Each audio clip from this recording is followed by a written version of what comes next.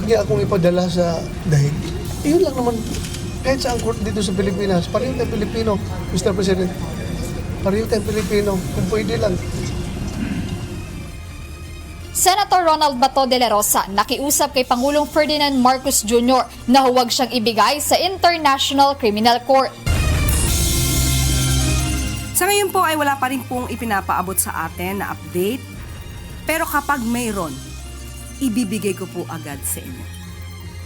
Napaulat na cabinet revamp itinanggi ng palasyo. Articles of impeachment hindi pa natatanggap ng Senado. Simula ng paglilitis, hindi pa tatagalin ng mga senador. Sa ngayon po, nilinaw natin sa Director ng Legal Service, hindi pa po nagko-convene ang NCB-PCTC kaugnay ng pag-implement ng ICC warrant po. Meaning po, wala pang specific na direct na kautusan sa Philippine National Police para po siya ay arestuhin. Contingency plan ng Philippine National Police sa pag-aresto kay Senator Ronald Bato de la Rosa nakahanda na. Criminal Investigation and Detection Group na atasang manguna sa operasyon. Well, kakaumpisa lang, pero definitely yung ARAL program has been very successful. And definitely, nationwide, magandang rollout dahil yung number of struggling leaders, frustrated readers, nabawasan yan sa end of school year. Pero hindi maiwasan na may naiiwan talaga. Kaya meron naman tayong ARAL summer programs. Remediation program para sa mga estudyanteng nahihirapang humabol sa klase, sinimulan na ng Department of Education. Magandang resulta ng programa, iniulat ng kagawaran. Magandang hapon, Pilipinas at sa buong mundo. Tayo po ay sabayang napapakinggan sa Radyo La Verdad 1350, ang UNTVU Radio at una sa ating mga balita. Sa Senado, nagpalipas ng gabi Senator Ronald Bato de la Rosa matapos siyang isailalim sa protective custody ng bagong liderato ng kapulungan. Ito ay sa gitna ng bantang pag-aresto sa kanya base sa warrant of arrest mula sa International Criminal Court o ICC. Ito ang balita ni Jed Neresina. Sana huwag niya akong ipadala sa dahig. Yun lang naman, kahit sa court dito sa Pilipinas, pareho tayong Pilipino, Mr. President. Pareho tayong Pilipino, kung pwede lang. Emosyonal na nakiusap si Senator Ronald Bato de la Rosa kay Pangulong Ferdinand Marcos Jr. Apila ng senador kay PBBM. Huwag siyang hayaang isuko sa International Criminal Court o ICC sa The Hague, Netherlands. Ang panawagan ni Bato ay kasunod ng mga maaksyong tagpo kahapon sa Senado kung saan tinangka siyang arestuhin ng mga tauhan ng National Bureau of Investigation sa bisa umano ng warrant of arrest mula sa ICC. Binigyang diin ni Senator De La Rosa na ang kanyang panawagan ay hindi lamang para sa kanyang sarili, kundi para sa proteksyon ng lahat ng Pilipino laban sa panghihimasok ng mga dayuhan. Aniya, handa niyang harapin ang anumang reklamo at wala siyang balak takasan ang batas sa kondisyong dito sa bansa siya lilitisin. Kung meron akong panagutan ko dito sa ating local court, huwag doon sa Banyaga. Huwag doon. Yun lang ang apel ko sa kanya. Sagot naman ng Malacanang kay Senator De La Rosa. Maski naman po yung mga EJK victims ay humihingi rin po ng proteksyon sa gobyerno. So, ang akusadong katulad ni Senator Bato ay humingi ng proteksyon. Lahat naman po ay bibigyan ng proteksyon na naaayon sa batas. Samantala, naniniwala ang senador na may malalim na motibong politikal ang muling pagbuhay sa kaso sa ICC. Bilang kilalang kaalyado ng pamilya Duterte, tinukoy niya ang ilang personalidad na umano'y nasa likod nito, kabilang na si dating Senator Antonio Trillanes IV na isa sa mga pangunahing kritiko na nagtutulak ng kaso sa ICC, maging si dating House Speaker Martin Romualdez. Iginiit ni Senator Bato na ang hakbang ay bahagi ng paghahanda para sa susunod na eleksyon dahil sa ambisyon umanong maging Pangulo. Kasi kung hindi ito politics, bakit hindi lang ako kasuhan dito sa local courts?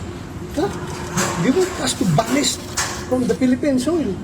Yan ang gusto nila, kaya doon sila nag-file. Dito, kung gusto nyo accountability, filean mo ako dito. Ang kaso sa Pilipinas. Nandiyan mga Philippine Force natin. Pero isang murder, walang pinail sa akin. Kasi alam nila wala akong pinatay na tao at wala akong inutusan na patayin ninyo yan. Alam nila yan. Yung mga taga-ICC na naniniwala sa kanilang mga fabrication. Everything is fabricated. Dagdag ni Senator De La Rosa na layo ng mga ito na pabagsakin umano ang mga Duterte at ang kanilang mga kaalyado na nananatiling malakas na runner sa darating na halalan. Samantala ayon kay Senator Robin Hood Padilla, nakahanda ang institusyon na gamitin ang lahat ng legal na paraan upang mapigil ang warrant mula sa International Tribunal. Kasi malinaw naman na yan ay dapat dumating muna sa Philippine Court. Diba? Meron pang resolusyon ang Senate na yan ay aprobado ng Senado, ang resolusyon na yon na dapat dumaan sa Philippine Court. Siguro sana dapat sundin natin yon. Para naman sa bagong Senate President na si Senator Alan Peter Cayetano, kailangang ma-exhaust o magamit muna ang lahat ng legal na paraan sa ilalim ng batas ng bansa. We are lawmakers, we're not lawbreakers. So they can bring the warrant, we will receive it. Ang sinasabi namin, kailangan mo ng warrant of arrest from a Philippine court. At ang sinasabi namin, in the past, any senator that sought refuge in the Senate was accorded all due process. I-exhaust muna nila legal remedies. Saka lang sila nag-voluntary na mag-surrender. So kailangan dumaan sa korte. Yun lang naman. So pag dumaan sa korte, na-exhaust lahat ng legal remedies, kami na mismo kakausap kay Senator Bato na sumuko na. Sa ngayon, nananatiling nasa loob ng compound ng Senado si Senator De La Rosa habang inaantay ang susunod na legal na hakbang ng kanyang kampo at ng institusyon. Inihayag din niyang inaantay nila ang desisyon ng Korte Suprema kaugnay ng kanilang mga petisyon na may kinalaman sa issue ng ICC. Jed Neresina, UNTV News and Rescue. Diyos ang aming sandigan, serbisyo publiko ang aming pinahahalagahan. Nasa isang pribadong ospital ngayon ang miyembro ng Office of the Senate Sergeant-at-Arms na nagtamo ng mga sugat at pasa sa pakikipagrian sa mga miyembro ng National Bureau of Investigation kagabi. Ayon kay Senator Loren Legarda, nagpasya silang ipasuri ito dahil sa mga tinamong pinsala. 3 araw umano itong mananatili sa hindi na tinukoy na medical facility para maobserbahan. Isang concerned citizen ang naghain ng petisyon sa Korte Suprema ngayong araw na humihiling sa Senado na wag nang kanlungin pa si Senador Bato de la Rosa.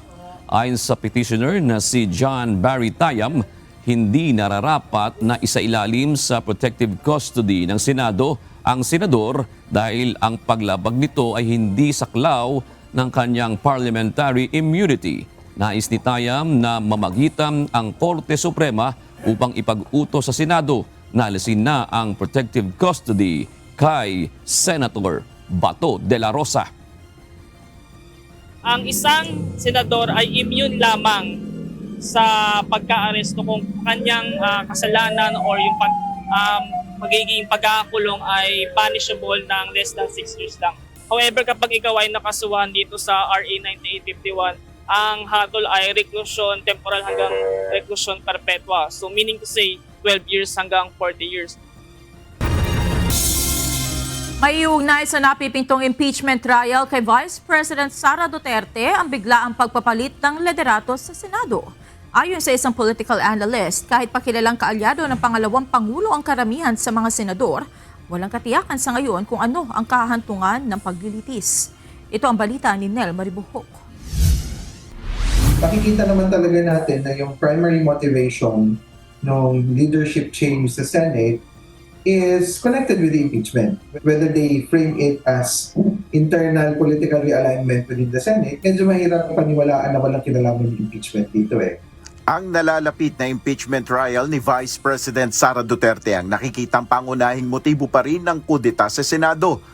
Yan ang paniniwala ng political analyst at Dean ng College of Governance and Public Policy ng University of Makati na si Dean Ederson Tapia. Ayon kay Dean Tapia, hindi maaaring ikaila na wala itong kaugnayan sa napipintong paglilitis sa Vice Presidente. Kahit pa sinabi na ng bagong Senate President na si Senator Cayetano na walang kinalaman ang change sa Senate leadership sa impeachment ni VP Sara. I wanna confirm sa inyo na walang katotohanan na magpapalit ng leadership para itigil yung impeachment. That's just political talk by the others.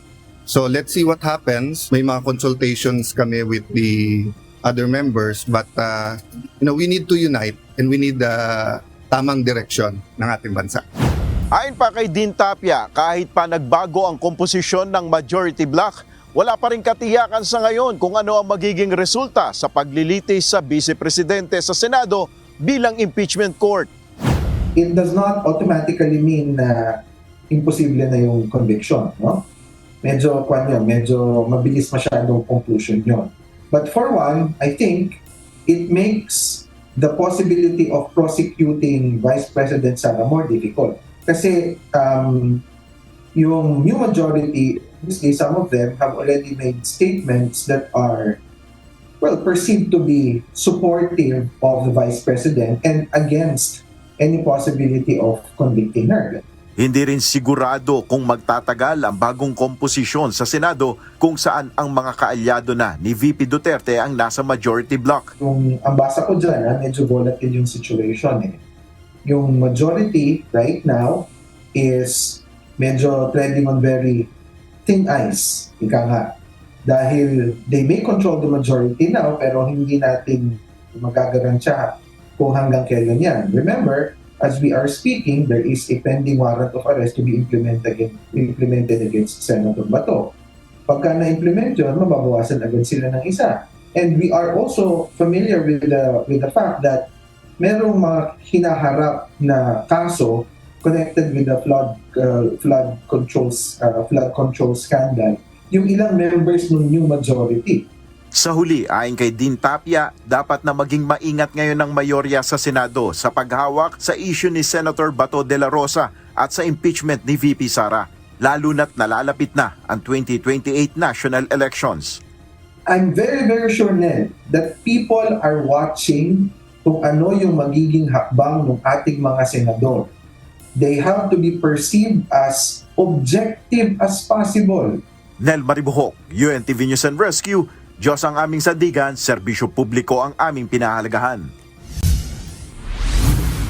Nadismaya ang mga magsasaka sa pagkansela ng pagdinig ng Senate Committee on Agriculture ngayong araw.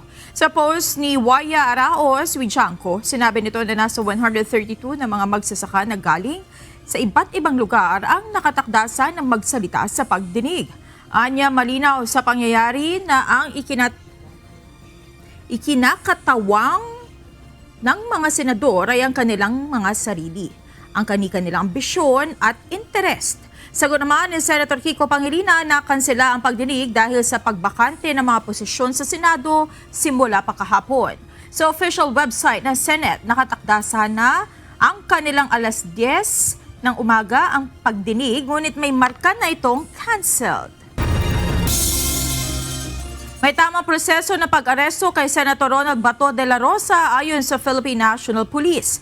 Kaugnay nito, sinabi ni PNP Public Information Office Chief Brigadier General Randolph Tuanyo na hinihintay lamang nila ang desisyon ng mga kaukulang ahensya para sa pagsisilbi ng warrant of arrest sa senador.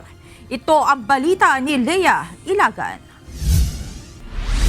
Sa ngayon po, nilinaw natin sa Director ng Legal Service, hindi pa po nagko-convene ang NCBP-CTC kaugnay ng pag-implement ng ICC warrant po. Meaning po, wala pang specific na direct na kautusan sa Philippine National Police para po siya ay arestuhin. Wala pang formal na koordinasyon ang National Center Bureau ng Interpol at Philippine Center on Transnational Crime sa Philippine National Police para sa pag-aresto kay Senator Ronald Bato de la Rosa. Ngunit sa kabila nito, nakahanda na ang contingency plan ng pambansang pulisya para sa pagsisilbi ng warrant of arrest laban sa mambabatas. Ayon kay PNP Public Information Office Chief, Police Brigadier General Randolph Tuanyo, hindi sila magpapadalos-dalos at titiyaking maayos na at dumaan na sa proseso ang anumang gagawing hakbang. Ang CIDG ang pangunahing unit ng Philippine National Police na sinasabi natin mangunguna doon sa contingency plan na i-implement natin. So handang-handa naman ang Philippine National Police, lalo na po yung ating CIDG personnel, na kung sakasakaling maitap na sila ng NCBPCTC na implement yung ICC warrant. At ito ipapatupad at sila handang-handa naman. Subalit aminado ang general na hindi magiging madali ang proseso ng pagsisilbi ng warrant of arrest laban kay Bato. Ito'y dahil walang jurisdiksyon ang International Criminal Court o ICC sa Pilipinas. Hindi na rin miyembro ang bansa ng Rome Statute. Kaya naman ang PNP naghihintay ng tamang proseso bago magsilbi ng warrant of arrest sa dating pinuno ng pambansang pulisya. Paliwanag ni General Tuanyo, mayroong dalawang proseso na maaaring gawin matapos na mag-issue ng warrant of arrest ang ICC. Una ay ang extradition proceedings kung saan ang petition ay manggagaling mismo sa ICC para ipa-extradite si Senator Bato. Itong extradition proceedings, ito po ay nangangailangan ng court order. Ito ay gagabayan ng DOJ na kung saan magkakaroon pa po ng hearing at matagal pa po ito, yung mga back and forth po na hearing po sa both party. In short, magkakaroon po ng hearing na gagayda ng Department of Justice. Ang ikalawaan niya ay ang tinatawag na direct surrender kung saan dadaan sa proper channel ang arrest warrant ng ICC. Mula sa ICC, ipadadala ito sa Interpol. Ang Interpol ang magpapadala sa NCB at PCTC. Ito yung under ng Republic Act 9851. Na kung saan, kung makikita po natin dito sa direct surrender, yung pong ICC warrant is padadaanin sa Interpol. And then Interpol magko-coordinate sa NCB, yung National Central for Bureau ng Manila o yung Philippine Center on Transnational Crime. Ipatatawag naman ng National Central Bureau at Philippine Center for Transnational Crime ang apat na ahensya ng pamahalaan upang pag-usapan ang natanggap na warrant of arrest. Kabilang dito ang Department of Justice, Department of Foreign Affairs, National Bureau of Investigation at Philippine National Police. Dito na pag-uusapan ang naturang ahensya kung papaano at sino ang magpapatupad ng warrant ni Bato. Sinabi din ni General Tuanyo na minsan ang nagamit ang direct surrender. Ito ay nang arestuhin si dating Pangulong Rodrigo Duterte noong March 2025. Yung po nangyari kay dating former president, ito po ay pumapasok dun sa direct surrender, yung under Republic Act 9851. Kung saan sinasabi ko nga po na iko-convene ng NCB, PCTC, yung apat na ahensya kung saan pag-uusapan po kung paano i-implement yung ICC warrant po. So yun po yung template na nakikita natin nung nangyari sa former president, ito po yung tinatawag natin na direct surrender po. Samantala, itinanggi din ng pambansang pulisya na may epekto sa pagsisilbi ng warrant of arrest ang pagiging dating Chief PNP ni Senator Bato.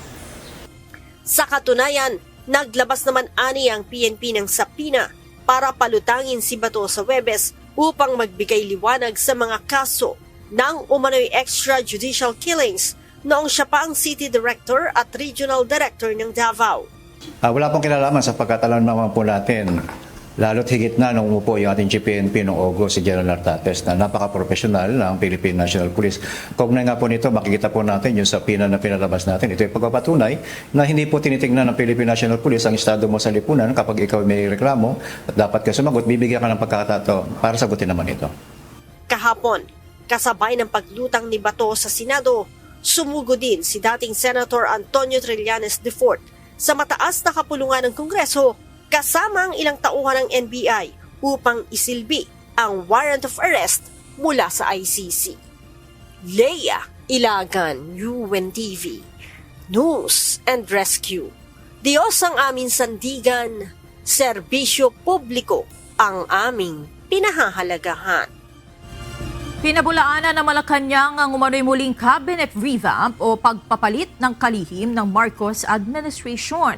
Kasunod na lumabas sa mga ulat na papalitan na umano ang mga kalihim na Department of Information and Communications o DICT, Budget Department at Department of the Interior and Local Government. Ayon sa palasyo, wala pang impormasyon ukol sa umano'y cabinet revamp. Sa ngayon po ay wala pa rin pong ipinapaabot sa atin na update. Pero kapag mayroon, ibibigay ko po agad sa inyo. Nilinaw ni Department of Information and Communications Technology o DICT Secretary Henry Aguda na hindi siya nag-resign sa kanyang posisyon. Kasunod ito ng isang ulat kanina umaga sa isang online news article na nag-resign umano ang kalihim. Sa kanyang opisyal na pahayag, sinabi nito patuloy siyang nagseserbisyo sa kagustuhan ng presidente gaya ng iba pang cabinet secretaries at nananatiling committed sa mandato ng kanyang ahensya.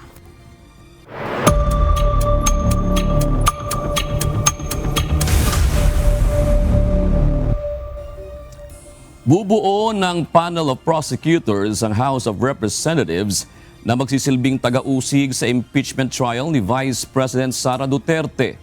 Ngunit kung hindi naman mag-convene bilang impeachment court ang Senado, posibleng umiba ng direksyon ang kwento. Ito ang balita ni Ivan Alvarez live. Ivan, ano ba ang status ng articles of impeachment? Transmitted na ba ito sa Senado?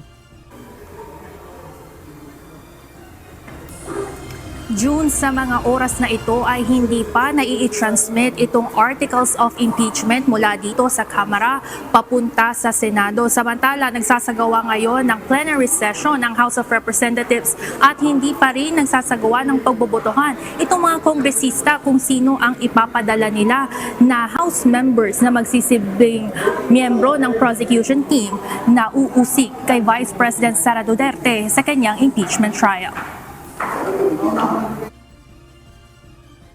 11 House members ang inaasahang bubuo ng panel of prosecutors na ipapadala sa Senado upang tumayong taga-usig sa impeachment trial ni Vice President Sara Duterte. Isa sa mga pangalang matagal nang lumulutang ay kay Manila 3rd District Representative Joel Chua na una na ring nakalal na prosecutor sa impeachment ni VP Sara noong 19th Congress. Ayon sa mambabatas, handa siyang muling sumalang na taga-usig para sa ikalawang pagkakataon, lalo na at nabantayan niya ang bawat articles of impeachment nang sinusuri pa lamang ito sa Kamara. Bagamat yung confidential fund ito ay dumaan sa aking committee, kung maalala ninyo, noong 19 Congress pa. So, familiar naman po tayo sa lahat. Si Akbayan Party List Representative Chel Jokno naman, hindi rin aatrasan kung maging miyembro ng prosecution panel. Inamin nitong may mga kumakausap na sa kanya, ngunit sa ngayon, wala pa siyang tiyak na article of impeachment na nais bigyan diin o unahin. Yes, I'm ready to serve. Of course, we must await the decision of the House kung sino ang uupo bilang prosecutor. But you were offered the position of a prosecutor. Mula last year pa naman ay nangyayari na yan. May mga kumakausap sa akin, yes. And you said yes, you're okay with it. Like I said today, I'm ready to serve in that capacity. Pagbobotohan sa plenaryo ng Kamara kung sino-sino ang itatalagang miyembro ng prosecution team, kung saan posible ring magkaroon ng private prosecutors sa grupo. Ngunit bago magampanan ang kanilang papel bilang mga taga-usig, kailangan munang mag-convene ang Senado bilang impeachment court. Ayon kay mamamayang Liberal Party List Representative Leila de Lima, kung hindi ito magaganap dahil sa nangyaring pagbabago sa Senate leadership, posibleng maghain ng petition for mandamus sa Supreme Court.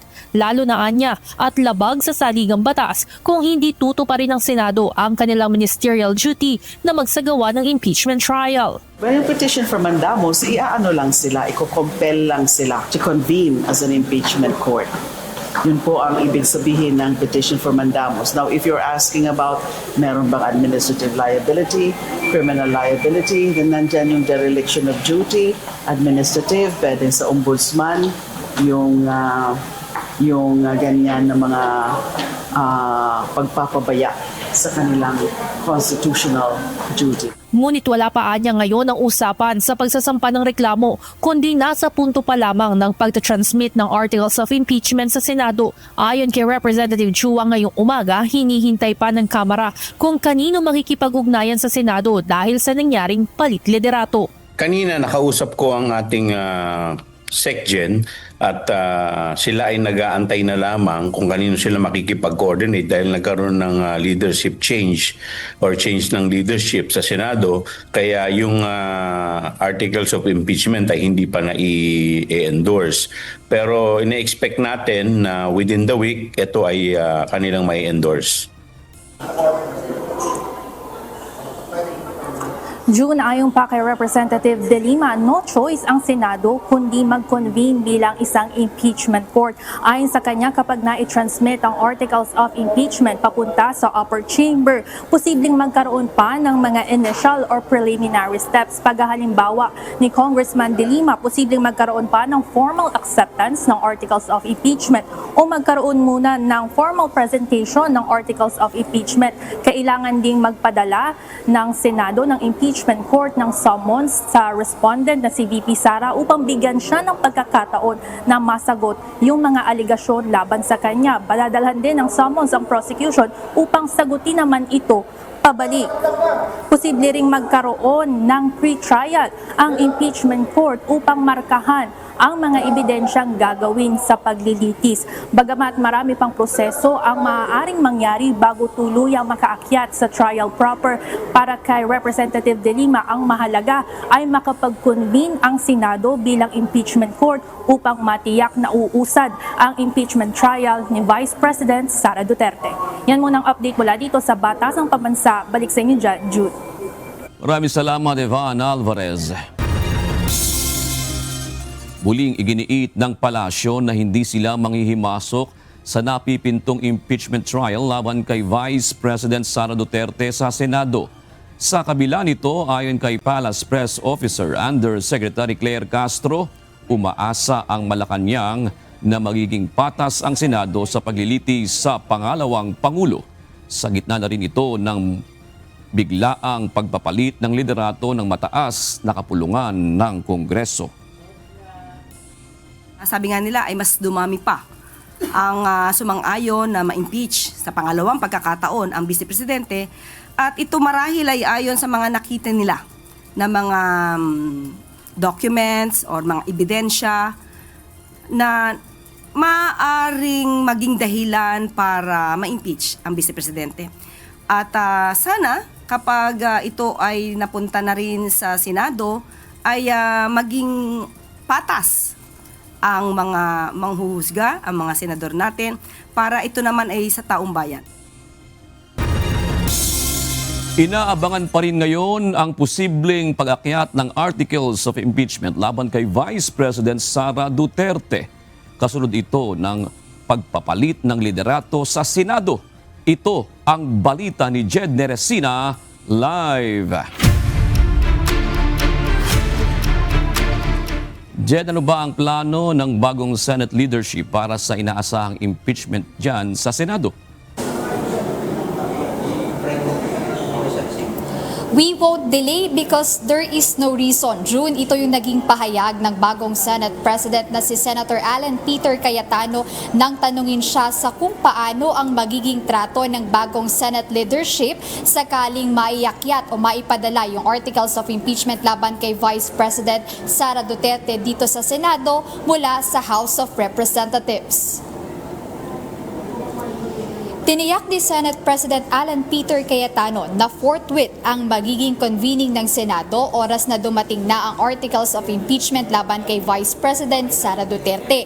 Ngunit hindi gaya ng naunang sinasabi ni former SP Vicente Tito Soto III na ang forthwith ay sa susunod na araw agad. Walang partikular na araw o tiyak na petsa ang convening ng Senado bilang isang Senate impeachment court.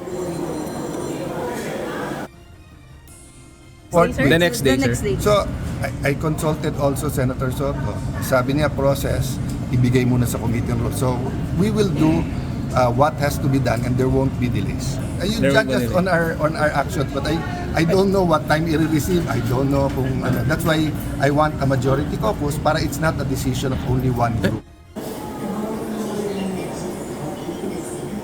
Binigyang diin ng Senate leader na walang magiging delay ang pagdinig.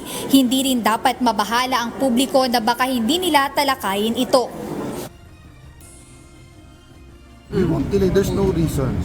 Diba? The country needs us in other capacities. So the longer this drags out, the more yung attention namin nandyan. But it's such an important accountability process, so we will give it full attention. Samantala, present muli ngayong araw sa sesyon ang kababalik lang na si Senator Ronald Bato de la Rosa. Ayon sa senador, wala naman silang napag-uusapan ni VP Duterte kaugnay ng impeachment. Para naman sa bagong miyembro ng minorya na si Senator Risa Ontiveros, may kinalaman talaga sa impeachment ang nagyaring pagpapalit ng Senate leadership kahapon. At yun ang dominant interpretation ng ating mga kababayan as far as we can tell.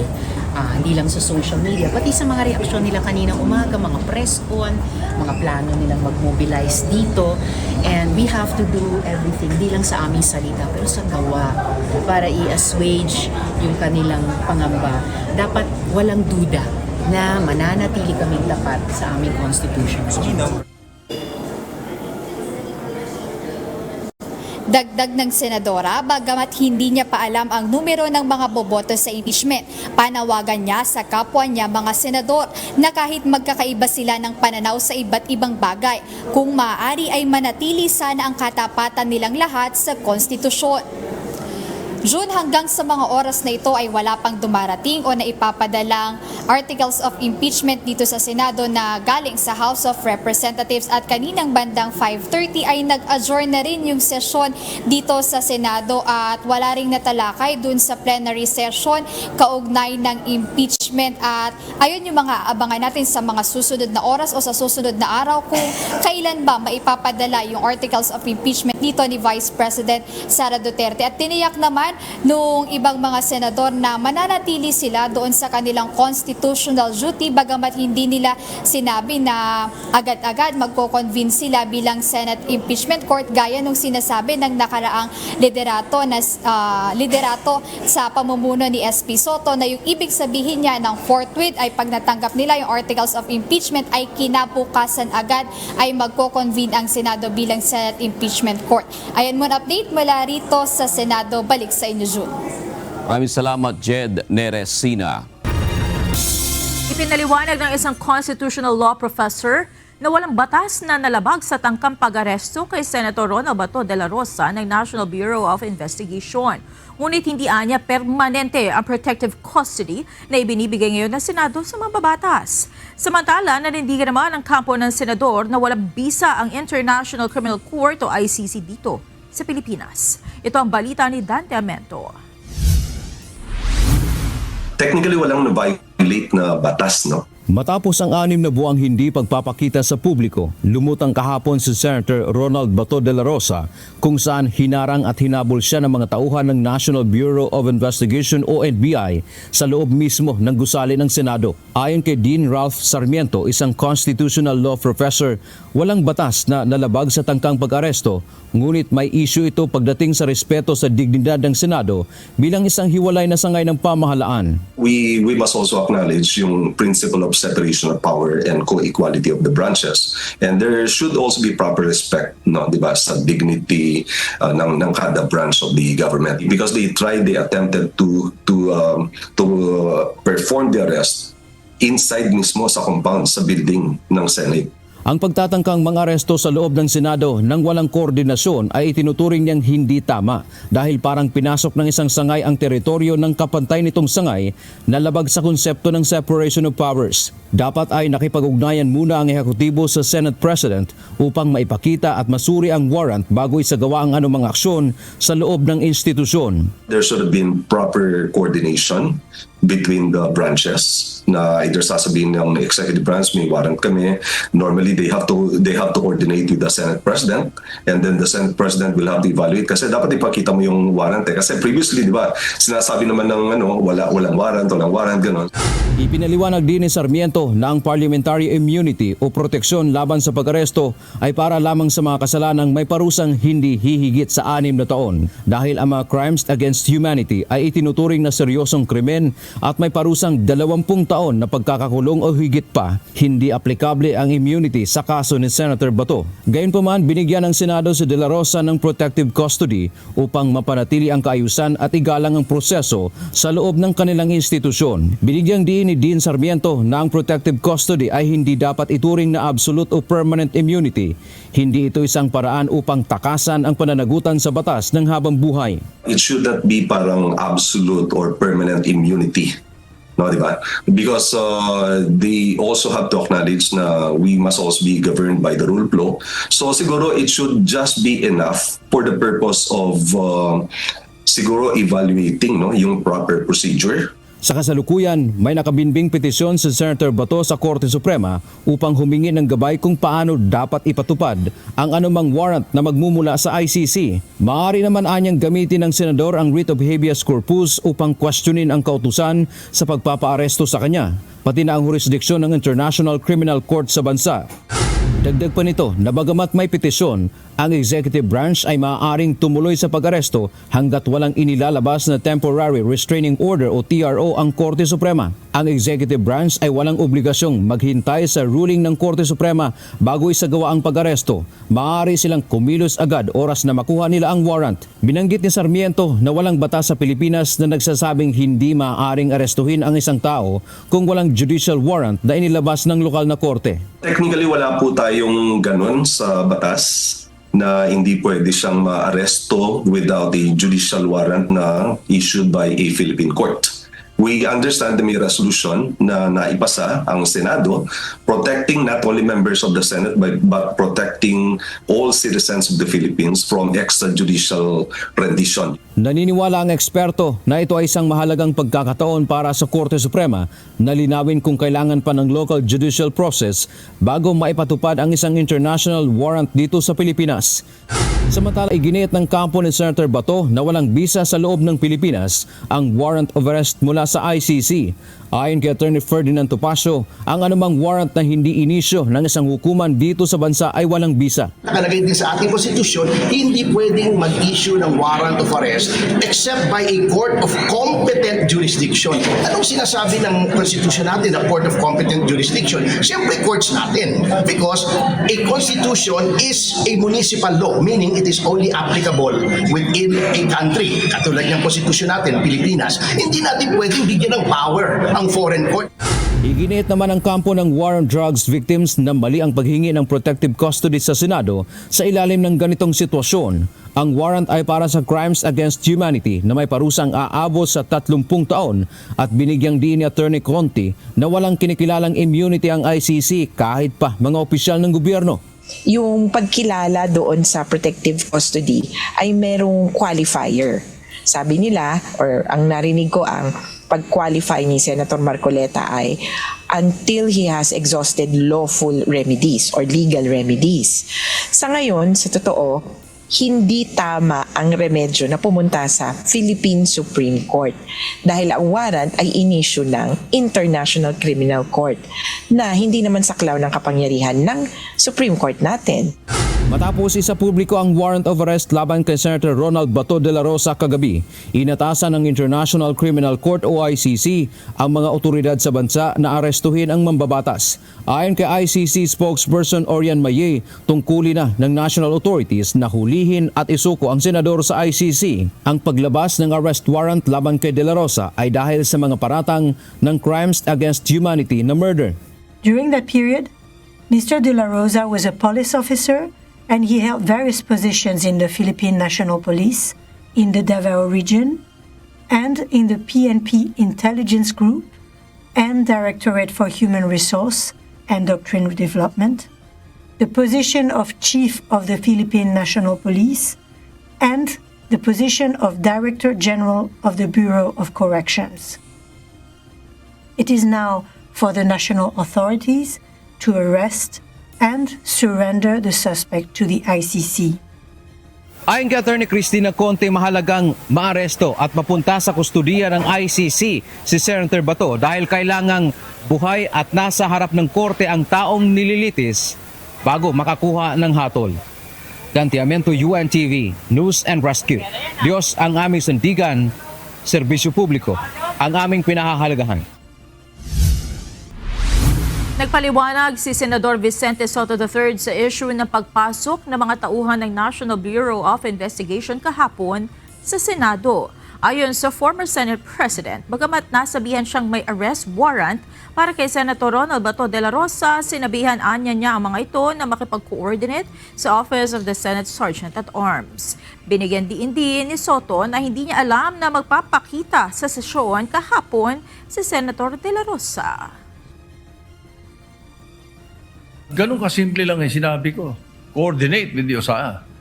So put that to rest. Baka ang iniisip kasi, ang narinig ko, sa intindi ko, pati ang tanong ng media sa akin, pinayagan ko lang lahat yan nangyari na yan. Kung saan sinasabi ganun eh. If I had known that he was coming, if you informed me that he was coming, I would have had a different perspective.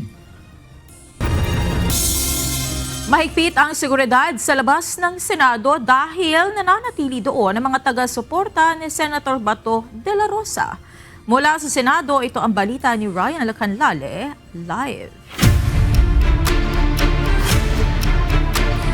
Ryan, ano ang update sa sitwasyon dyan? Hanggang kailan ba mananatili ang mga supporters si Senator Bato? Monica, hindi na lamang yung mga taga-suporta ni Senator Bato de la Rosa at ng mga at ng dating Pangulong President Duterte ang nandito sa labas ng gusali ng Senado. Maging yung mga antay ay nandito na rin at kanina nagpang-abot yung dalawang grupo. Nagkaroon ng hampakan, nagkaroon ng tulakan, pero naghiwalay din yan at hindi naging madali yan dahil patuloy yung kanilang naging kantsawan hanggang lumipat yung grupo ng mga antay dito sa may southbound nitong kalsada nitong Jokno Boulevard. Kaya nagkakaroon ngayon ng mabagal na daloy ng trapiko dito sa may bahagi ng southbound lane dahil ito nga ang northbound ay isinara na dahil nga dito nakabantay yung ating mga kapulisan. Patuloy ang pagbabantay ng mga taga-suporta ni Senator Ronald Bato de la Rosa sa labas ng Senado. Bandang alas 3 ng hapon, nagsimulang magmarcha ang grupong maisug papunta sa Senado para ipagpatuloy ang kanilang programa. Ngunit bago pa man makarating sa harapang bahagi ng gusali, ay mabilis na pumosisyon ang mga pulis at hinarangan ang lahat ng pasukan sa main entrance ng Senado.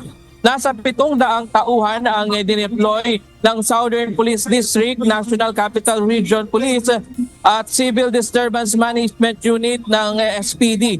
Kinailangang isara ang northbound ng Diokno Boulevard at tanging ang southbound lane lamang ang bukas para sa mga motorista.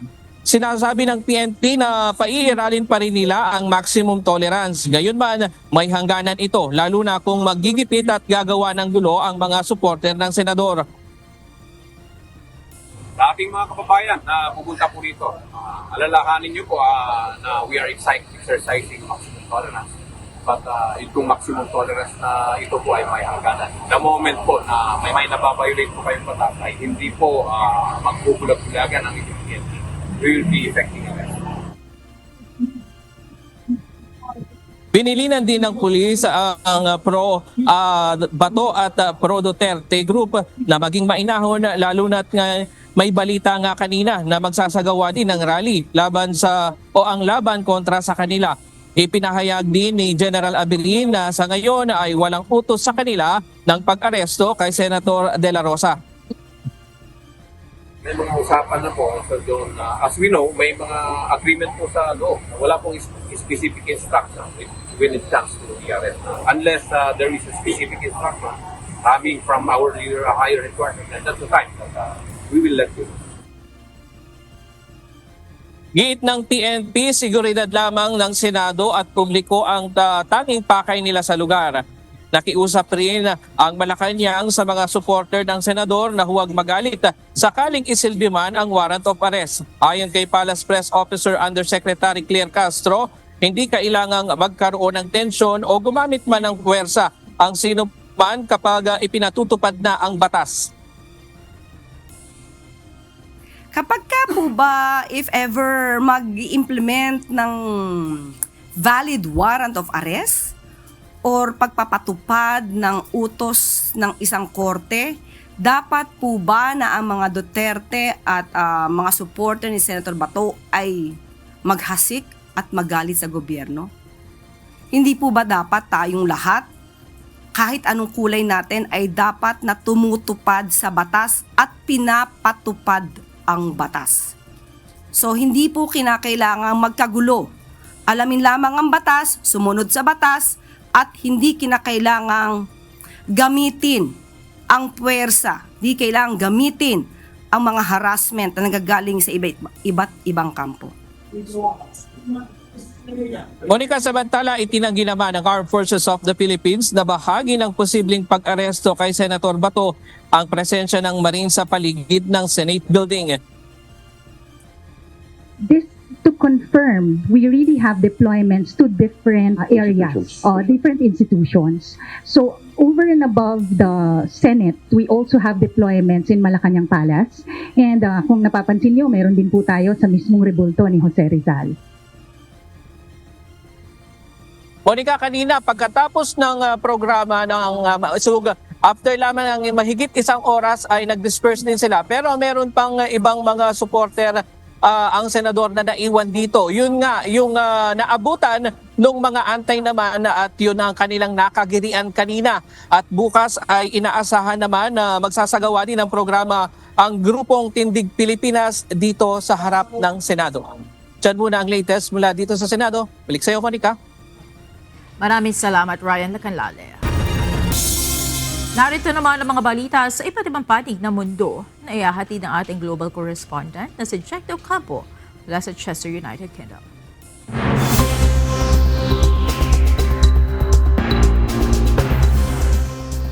Magandang gabi naman sa iyo dyan sa Pilipinas. Namimiligro na ang ceasefire sa pagitan ng United States at Iran ayon kay US President Donald Trump. Dagdag pa ni Trump, maikukumpara sa isang pasyente na naghihingalo na ang tigil putukan dahil sa patuloy na pagmamatigas ng Iran. Ito ang balita ni Noel Poliarco. Unbelievably weak. I would say, I would call it the weakest right now. After reading that piece of garbage they sent us, I didn't even finish reading it. I would say the ceasefire is on massive life support, where the doctor walks in and says, "Sir, your loved one has approximately a 1% chance of living." Naghihingalo na. Ito ang pahayag ng dismayadong si United States President Donald Trump patungkol sa estado ng ceasefire ngayon dahil sa sagot ng Iran sa urong-sulong nilang usapan para tapusin na ang kanilang hidwaan. Tinawag niyang basura ang ibinalik na proposal ng Tehran. Binatikos nito ang aksyon ng Iran na bukod sa matagal na ngang sumagot ay hindi pa katanggap-tanggap para sa kanya ang itutugon ng mga kinatawan nila. They're very dishonorable people, the leadership. They change their mind. I've had that in business many times. The mind changes, you call them. These people, that you make a deal and then the next day they send you a document that takes 5 days to get there when it should have been there in 20 minutes. Samantala, reaksyon naman ng Iran sa sinabi ni Trump na naghihingalong ceasefire, nakahanda sila. Ayon kay Iran Parliament Speaker Mohammad Bagher Ghalibaf, anumang bagay na sinimulan sa pagkakamali ay mauuwi rin sa isa pang pagkakamali. Tiniyak nito na nakahanda sila sa lahat ng mangyayari at masosorpresa na lang aniya ang kanilang kalaban. Kasunod nito, iniulat ng Pentagon na ipinuposisyonan ng US Navy ang nuclear-armed submarine nito sa Gibraltar. Ang nasabing barko ay ang USS Alaska, isang Ohio-class submarine na kayang maglulan ng 20 Trident nuclear missiles. Sa isang ulat, nagpadala na rin umano ang Iran ng sarili nitong submarine sa Strait of Hormuz. Sinabi ni Trump na hindi siya susuko at mapapagod hanggat hindi natitiyak ng Amerika na susunod ang Iran sa gusto nito, lalo na ang patungkol sa armas nuklear. Does he have a plan? Yeah, I have a plan. Very simple plan. Iran cannot have a nuclear weapon. They're very dangerous. They think that, well, I'll get tired of this, or I'll get bored, or I'll have some pressure. But there's no pressure. There's no pressure at all. We're going to have a complete victory. Dahil sa mga pangyayari, inaasahan na muling sisiklab ang gyera sa US at Iran kung tuluyan nang mamamatay ang ceasefire. Nauna nang sinabi ni Trump na plano niyang ituloy ang Project Freedom, isang military offensive operation sa Strait of Hormuz. Noel Polyarco, UNTV News and Rescue. Diyos ang aming sandigan, serbisyo publiko ang aming pinahahalagahan. Tumaas na muli ng presyo o ang presyo ng langis sa pandaigdigang merkado ngayong Martes, May 12. Parehong nadagdagan ng 1% ang presyo ng Brent crude oil at US crude sa presyong $105 at $99 per barrel. Kasunod ito ng pahayag ni US President Donald Trump na naghihingalo na ang ceasefire sa kanila ng Iran. Ayon sa mga analyst, bagamat nagpapahiwatig ng pagkadismaya si Trump, hindi nila nakikita na ang intensyon nito ay panibagong pag-atake. Sa halip ay upang balansehin ang merkado at tiyakin ang malayang paggalaw ng mga barkong pangkalakalan sa Strait of Hormuz. Nadagdagan pa ang bilang ng mga kumpirmadong infected ng hantavirus sa mga pasaherong sakay ng MV Hondius. Mariin naman ang panawagan ng World Health Organization o WHO sa mga pasahero na kumpletuhin ang quarantine period kahit matagal upang makatiyak na hindi sila makakahawa. Ito ang balita ni James Buntuyan. As of today, we've got 9 cases, 7 of whom are confirmed, and we've got 3 deaths among them. The latest case was reported by France among one of the passengers who disembarked yesterday, is currently in isolation. Siyam na individual na ang naitala sa mga kumpirmado at hinihinalang kaso ng hantavirus ayon sa ulat ng World Health Organization o WHO.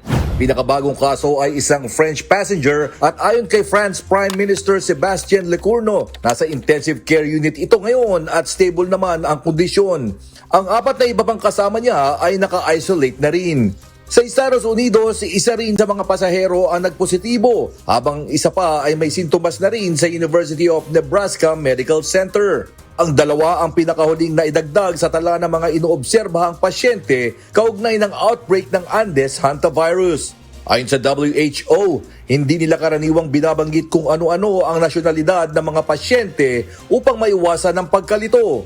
Muli namang binigyang diin ng ahensya na dahil sa mahabang incubation period ng hantavirus kaya hindi agad na-detect kung sino sa mga pasahero at close contact nila ang positibo sa sakit.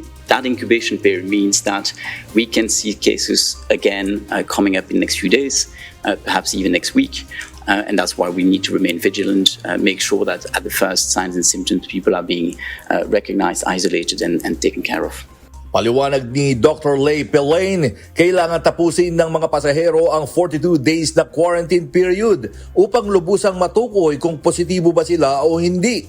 Ayon sa unang bahagi ng sintomas ng sakit, mas mataas ang antas ng impeksyon. Sa puntong ito, dapat maagapan na bago pa lubusang lumala ang komplikasyon ng virus. Ayon sa opisyal, mas makabubuting iwasan muna ng mga pasahero ang makisalamuha upang hindi rin mahawa ang kanilang mga mahal sa buhay. Why we do quarantine or recommend quarantine is because actually people are infectious at the very start of illness. So in the first few days, in the first few moments of illness is when the infectiousness is highest. This is also sometimes when it's a bit difficult to recognize the symptoms because initial symptoms could be mild symptoms, initially some fatigue, maybe mild fever, before symptoms sometimes deteriorate, unfortunately. And so, but that's also when people are most infectious. So not wanting to wait for that to happen to then isolate individuals, the recommendation is to go for quarantine so that we know that they will not infect others when symptoms occur. So that's the whole rationale around quarantine, also being perhaps a little bit stricter because this is a well-confined outbreak for now and we want to make sure that the outbreak doesn't spread further. Sa ngayon, nagsimula ng maglayag pauwi sa The Netherlands sakay ang 30 crew na silang magsasagawa ng disinfection sa barko. Matapos ito ay sa The Netherlands na nila tatapusin ang kanilang quarantine bago sila makauwi sa kanilang mga bansa. Nagpasalamat naman si WHO Director General Tedros Adhanom sa Spanish government at sa Canary Islands sa pagtugon at suporta sa repatriation ng mga pasahero. Aniya, tututukan nila ang proseso hanggang sa matiyak na lubos ng kontrolado ang pagkalat ng hantavirus. The ship is now going to Rotterdam. There are around 30 people, the crew and 2 health workers, and they will need our support throughout their journey, and would like to assure the crew, the courageous crew which is still in the ship, of our support, and we'll continue to monitor and support them in any way possible. James Bontuyan, UNTV News and Rescue. Diyos ang aming sandigan, serbisyo publiko ang aming pinahalagahan. 84 na araw na hindi makararanas ng gabi ang syudad ng Utqiagvik sa Alaska, ang pinakamalayong syudad sa hilagang bahagi ng United States. Nitong Martes, May 11 ang huling pagsikat ng araw sa lugar dakong 2:57 ng umaga, oras sa Alaska.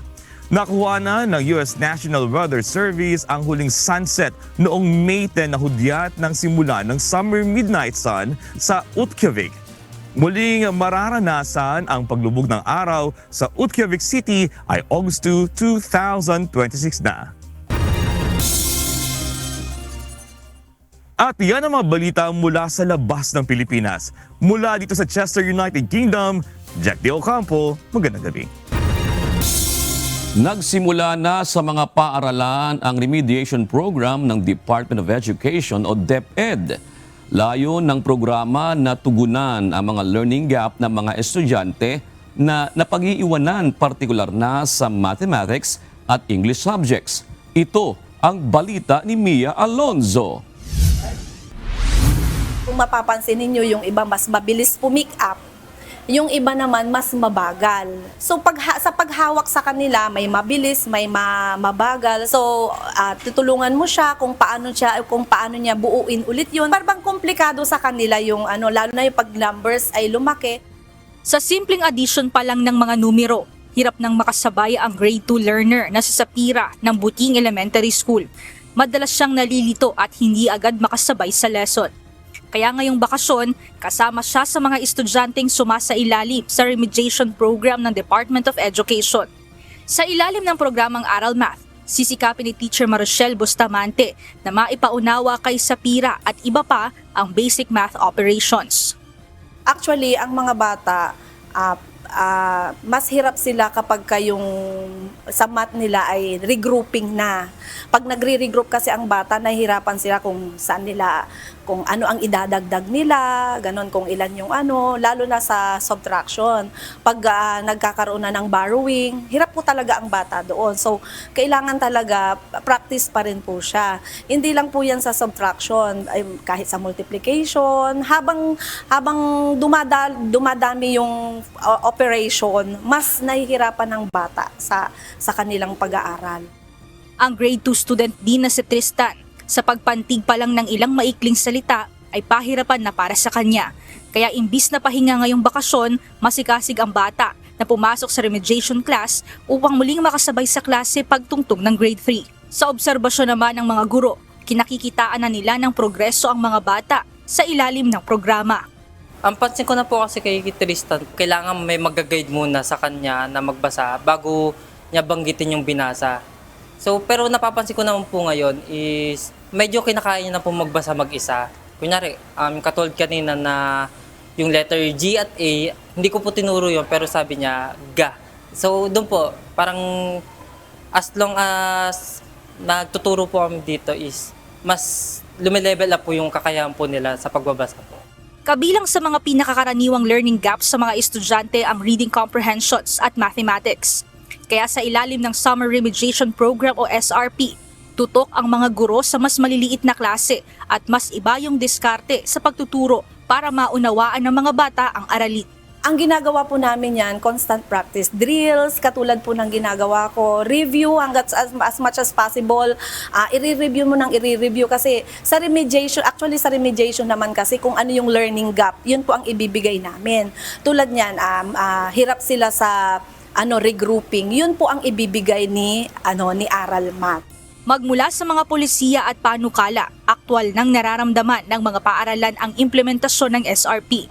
Sa General Tiburcio de Leon National High School sa Valenzuela City, makikita kung paano ipinatupad ang programa sa ground.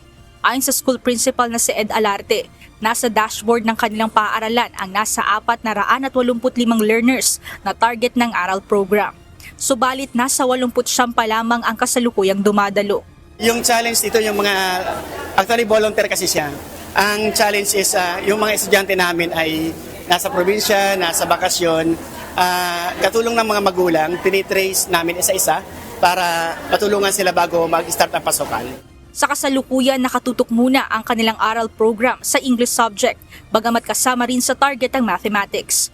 Ayon kay Sir Alarte, malaki na ang nakikitang progreso sa mga learners dahil mas nagiging handa ang mga ito sa pagpasok ng bagong school year. Pero paglilinaw niya, hindi nagtatapos sa summer program ang interbensyon. Kapag nagsimula na ang klase, agad ding nagsasagawa ang paaralan ng mga remediation program para sa mga estudyanteng hindi nakakasabay sa mga leksyon. Upang masukat ang kakayahan ng mga learners, gumagamit ang paaralan ng mga assessment tool at iba pang test sa reading comprehensions. Tiniyak naman ng kagawaran na magpapatuloy ang pagpapaigting ng learning recovery efforts upang matutukan ang nasa humigit kumulang 2.7 milyong mag-aaral magmula sa grade 2 hanggang grade 11.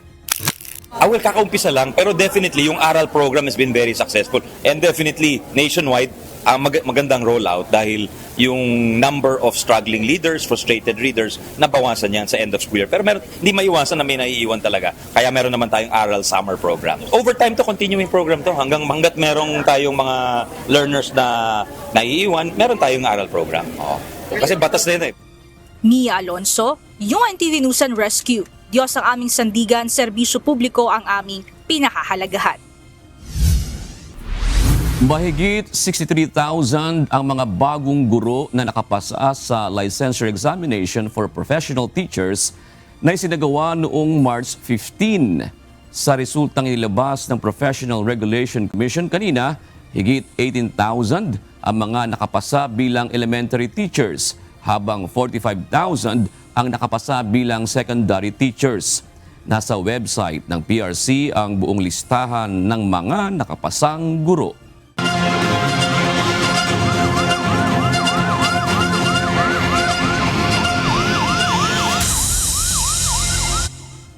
Pitong araw na na-confine sa ospital ang isang bedridden na lola sa Gubat, Sorsogon.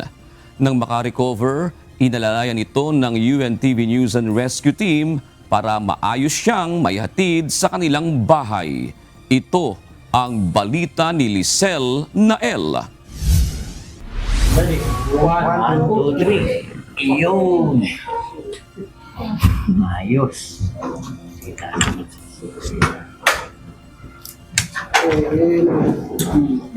Okay na po. Lagyan ako na. Humingi ng tulong sa UNTV News and Rescue ang asawa ng isang 64 anyos na ginang upang makauwi sa bahay mula sa ospital sa Sorsogon City nitong Lunes, May 11. Ang ginang ay isa ng bedridden. Bale, yung pasyente po ay halos 6 na taon na pong bedridden dahil po sa kanyang previous na sakit. Yun nga po ayon sa asawa, nagkaroon po yung patient na ng ruptured aneurysm kung saan yun po naapektuhan po yung buong katawan, yung buong isip yun ng pasyente. Kaya naging maselan po yung kalagayan ng pasyente.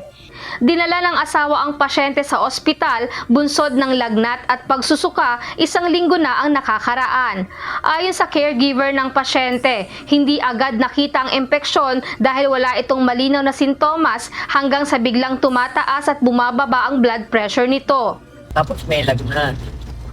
Hindi alam kung anong nangyari. Kaya Nung sinuggest nung kilala yata nilang doktor na dali na sa hospital. Pagdating sa hospital, nakita na merong bacteria sa dugo.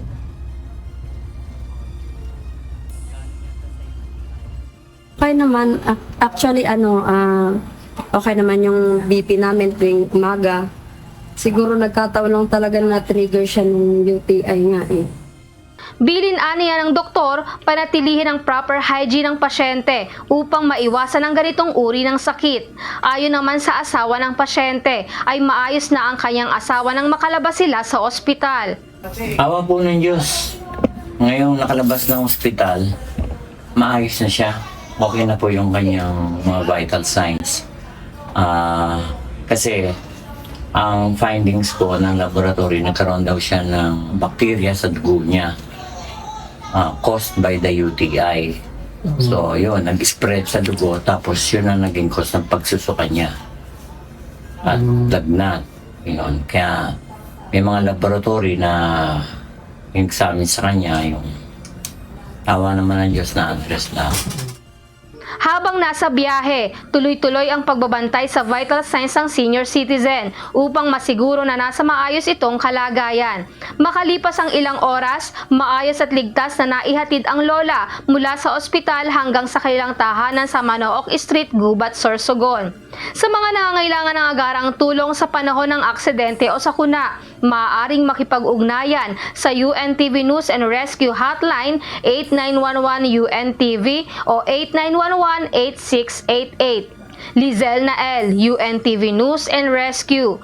Diyos ang aming sandigan, serbisyo publiko ang aming pinahahalagahan.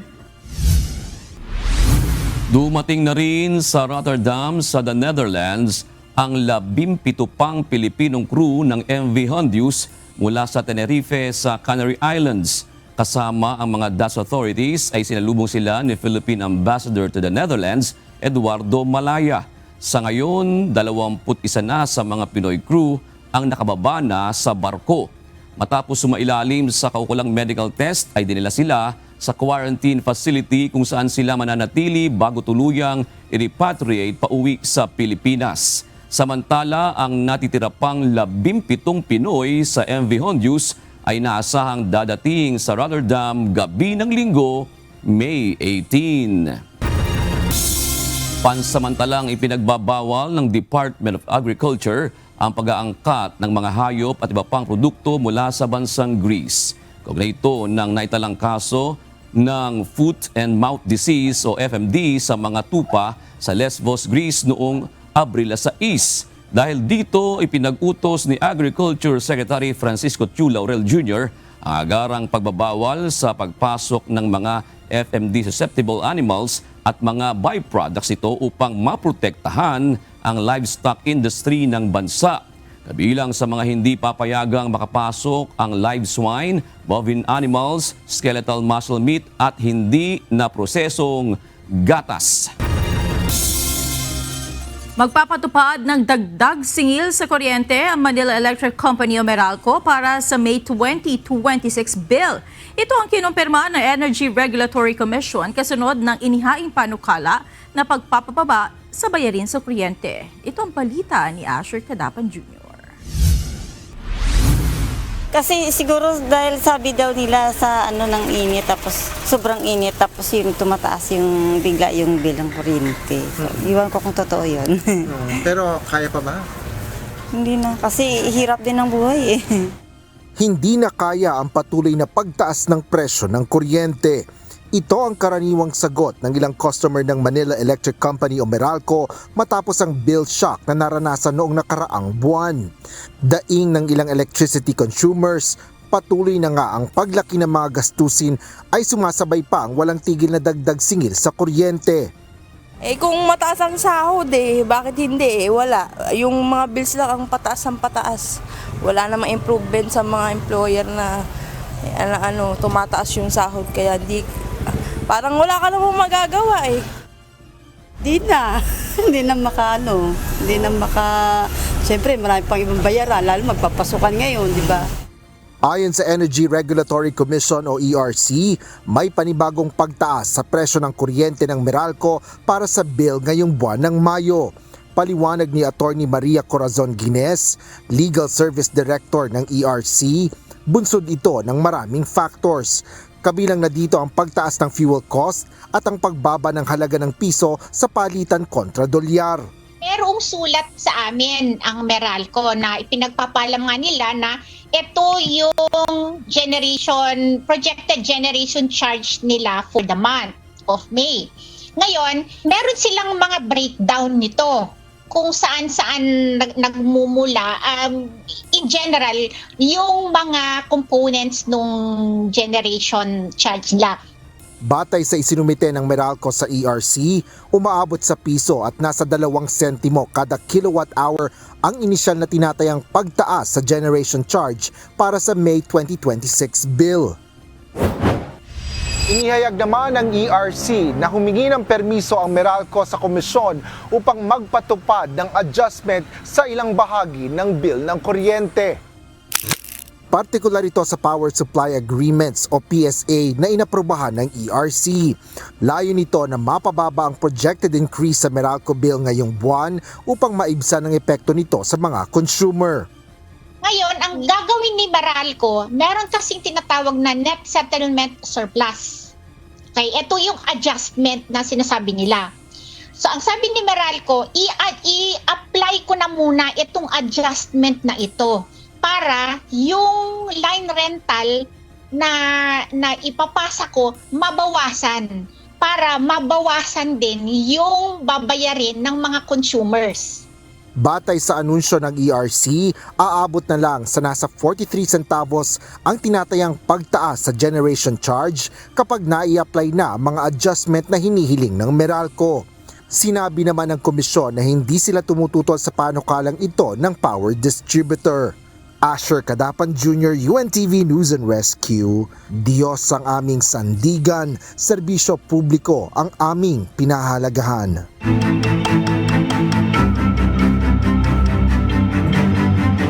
Nakatakdang itayo ang isang windmill o wind power project sa 3 bayan sa Nueva Ecija. Layunin nito na magkaroon ng karagdagang mapagkukunan ng elektrisidad dahil sa krisis sa enerhiya. Ito ang balita ni Danny Monar. Nagko-conduct din po kami ng mga social development programs, particular sa pagkalusugan, environmental, mga livelihood projects para sa komunidad. Patuloy na nagsasagawa ng information campaign ng Copenhagen Infrastructure Partners o CIP upang ipaunawa sa mga komunidad ang kahalagahan at posibleng benepisyo ng itatayong renewable green energy project sa Nueva Ecija. Inihayag ng kumpanya na binigyan sila ng Department of Energy ng service contract na sakop ang mahigit 4,000 ektarya para sa pag-aaral ng posibleng pagtatayuan ng windmill project. Kabilang sa mga napiling lugar ang mga kabundukan sa bayan ng Lupao, Caranglan at San Jose City kung saan itatayo ang 48 windmills sa 9 na barangay. Ayon sa kumpanya, malakas ang ihip ng hangin sa mga naturang lugar kaya nakikita ito bilang angkop para sa wind energy project. Nakatakdang simulan ang konstruksyon sa 2027 sa pamumuhunan na umaabot sa 30 bilyong piso mula sa pribadong kumpanya ng Denmark. Inaasahang makakagawa ang proyekto ng 300 megawatts ng kuryente pagdating ng 2029 na kaya mag-supply sa halos 400,000 tahanan. Tataas po yung revenue, hindi lang magkakaroon ng income tax. Meron din po tayong national wealth tax na mapaprovide sa host communities. Ang Department of Energy nagpaprovide po ng ER1 ay nagmamandato po sa aming mga energy companies na mag-remit through ER1-94 para po sa kanilang mga electrification fund, development livelihood fund at reforestation watershed management fund. Bukod sa supply ng kuryente, inaasahang ding makakalikha ng trabaho ang proyekto dahil mangangailangan ito ng nasa 1,000 skilled workers, kabilang ang mga engineer, welder, technician at construction workers. Suportado rin ng ilang residente ang proyekto dahil sa posibleng pagbawas ng brownout at pagdami ng hanap buhay sa mga komunidad. Siguro ang isang malaking magiging tulong niya na hindi naman mararamdaman agad, siguro yung magiging madalang ng maging brownout kasi NGCP yan, nagkakaroon ng source of energy, NGCP, na hindi kaagad laging mawawalan ng kuryente. Kasi pag tulong-tulong yung mga ganyan, malilesen yung brownout. Sa kasalukuyan, patuloy ang pagkuha ng kumpanya ng mga kinakailangan permit, clearances at pagsasagawa ng mga public hearing bago tuluyan simulan ang proyekto. Pagtitiyak naman ng CIP na hindi makakaapekto sa kalusugan at kabuhayan ng mga residente ang itatayong windmill project at nananatili silang bukas sa dialogo sa mga komunidad. Danny Monar, UNTV News and Rescue, Diyos ang aming sandigan, serbisyo publiko ang aming pinahahalagahan. 10 Philippine hanging parrots o kulasisi ang nasagip ng mga otoridad sa isang entrapment operation sa Palomolok, South Cotabato. Samantala, palalakasin ng lokal na pamahalaan ng Leyte ang proteksyon ng Mahagnao Volcano Natural Park na isang protected area. Ito ang balita ni Alamanan Sala. Nasa 70 pawikan hatchlings ang pinakawalan ng lokal na pamahalaan ng Virac, Catanduanes sa baybayin ng Tampad Beach, Barangay Talisoy kahapon, 11 ng Mayo. Isa itong malaking hakbang para sa pangangalaga ng kalikasan at pagpapatuloy ng buhay ng mga endangered na pawikan. Ayon sa LGU Virac, patuloy na dinadayo ng mga inahing pawikan ang baybayin ng Barangay Talisoy bilang nesting site o pangitlugan taon-taon. Sa tala ng Municipal Agriculture Office, umabot sa 17 inahing pawikan ang bumabalik sa baybayin ng Virac kada taon. Nagpulong ang Protected Area Management Board o PAMB ng Mahagnao Volcano Natural Park sa Leyte para talakayin ang mga akbang sa mas pinaigting na pangangalaga sa protected area. Dinaluhan ito ng mga kinatawan ng lokal na pamahalaan, mga ahensya ng gobyerno, akadim at mga environmental groups. Ang Mahagnao Volcano Natural Park ay isa sa mga legislated protected areas sa Eastern Visayas na matatagpuan sa mga bayan ng Burawin at Lapas sa Leyte. Kilala ito sa natatanging volcanic landscape, twin crater lakes at mayaman sa biodiversity na nagsisilbing mahalagang watershed at tira ng mga endemic at nanganganib na uri ng mga hayop. Samantala, nasagip naman ng mga otoridad ang 10 Philippine hanging parrots o kulasisi sa isang entrapment operation laban sa illegal wildlife trade sa Palomolok, South Cotabato.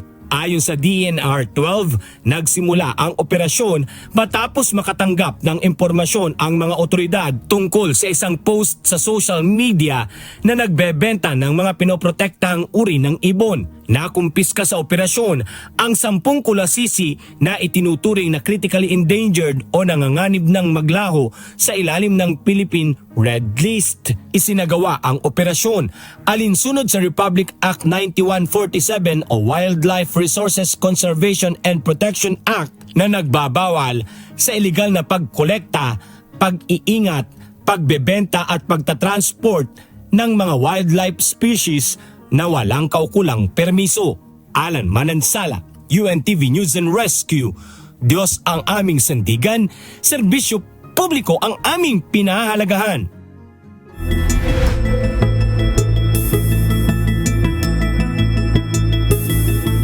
Makararanas ng Danger Level Heat Index ang Metro Manila at 26 pang mga lugar sa bansa bukas, May 13. Ayon sa forecast ng Pag-asa, 44 degrees Celsius ang mararanasang heat index sa 11 lugar sa bansa, kabilang ang Tuguegarao City, Baler at Kasiguran sa Aurora, San Ildefonso, Bulacan at iba pang lugar. Mararamdaman naman ang 43 degrees Celsius na temperatura sa Iba, Zambales, Aborlon, Palawan at Dumangas sa Iloilo. Nasa 42 degrees Celsius ang heat index sa Science Garden sa Quezon City at sa mga lugar ng Bacnotan, La Union, Muñoz, Nueva Ecija, Sangli Point sa Cavite, Pili, Camarines Sur, Tacloban City at iba pang lugar. Payo ng Pag-asa, mag-ingat kapag lalabas, ugaling uminom ng maraming tubig at magsuot ng komportabling damit upang maiwasan ang pagkakasakit.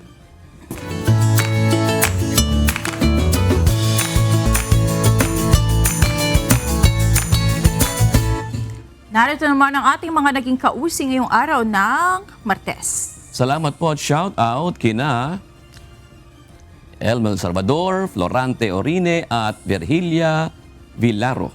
Kay Dicky Pedro Canlas, Angel de la Cruz at Marvin Arabejo.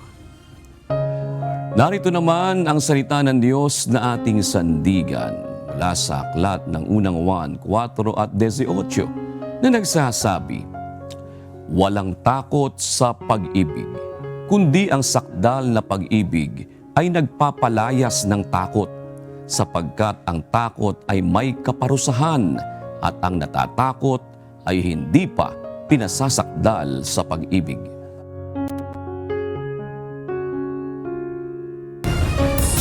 At yan ang naging kabuuan ng ating balitaan ngayong gabi.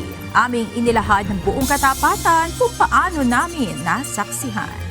Kayo po'y makapagtitiwala na ang aming nakita at narinig, ang aming ibinabalita. At dito po sa UNTV, Diyos ang aming sandigan, serbisyo publiko ang aming pinahahalagahan. Magandang gabi po.